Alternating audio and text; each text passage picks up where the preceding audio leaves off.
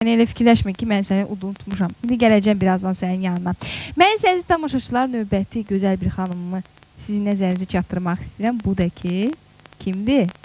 Operator qardaşımdan zəhmət olmasa göstər görək kimdir bu? Gördüyünüz kimi maşallah maşallah gözəl, cəzbədar olan Ruhəngiz xanım, Allah versin. Ruhəngiz xanım, nəhayət ki, sizinlə mən söhbət edirəm bugünkü bayram proqramımızda.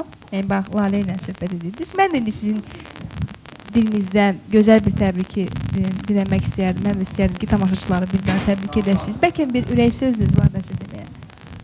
Mən öz təbrikimi ilk öncə söylədim. Buradakı təbrikim də mənim Sara TV radio şirkətinin rəhbərliyinədir. Onlara öz təşəkkürümü bildirirəm ki, bizim bu gözəl Azərbaycanımızın müstəqillik bayramını bütün müğənniləri öz başına toplayaraq belə qeyd edirlər. Öz təşəkkürümü bildirirəm. Bir daha yenə Azərbaycan xalqını bu bayram münasibəti ilə təbrik edirəm. Onlara sevgi dolu məhəbbət arzuluyuram. Çox gözəl. Sevgidən gözəl heç nə yoxdur. Əlbəttə. Ümumiyyətlə, insanı yaşadandır məncə sevgili, deyilmi? Sözsüz. Bəs yaxşı, indicə hansı mahnını ifa edəcəksiniz bizim üçün? İndicə mənim söyləyəcəyim mahnı Eldar Mansurovdur, bəstəkarı, gözəl bəstəkarımız, mənim sevgili bəstəkarım. Hamının sevgisi. Şəxsən mənim də gözəl şairimiz də Baba Vəziroğlu'nun sözlərinə yazılmış mahnı Məndən olmayacaq. Əlbəttə olmayacaq. Yəni hamıdan olmayacaq, sizdən də. Beləliklə, gözəl Ruhəngiz xanımın ifasında gözəl bir musiqi. Gəlin dinləyək.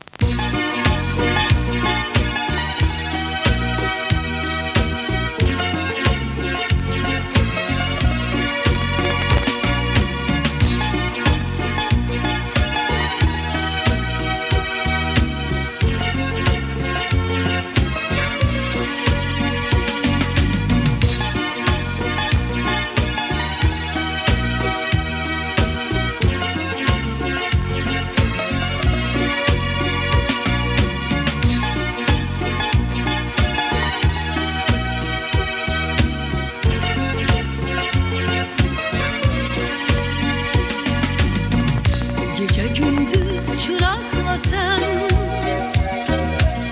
hele beni gezeceksen aktarmaktan biteceksen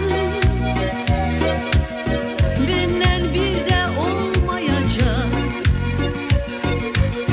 yollara gül elesen de seher akşam dilesen de başına kül elesen de benden bir de